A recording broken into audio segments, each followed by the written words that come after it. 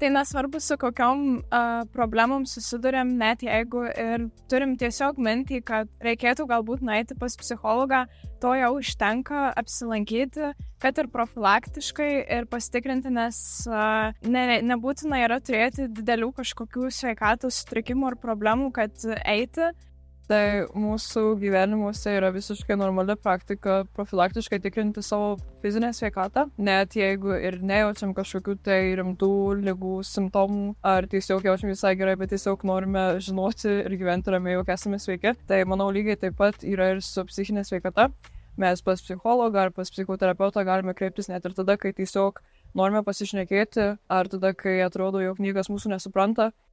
Pirmą kartą pas psichikos sveikatos specialistus, o konkrečiai psichologą, kreipiausi prieš 3 metus. Tuo metu mano gyvenime tikrai nebuvo kažkokių išskirtinių emocinių sunkumų, tačiau norėjau geriau pažinti save ir savo emocinį pasaulį. Todėl manau, kad kreiptis į psichikos sveikatos specialistus laikas visada yra tinkamas, nes įgyti įgūdžiai padės lengviau spręsti savo problemas.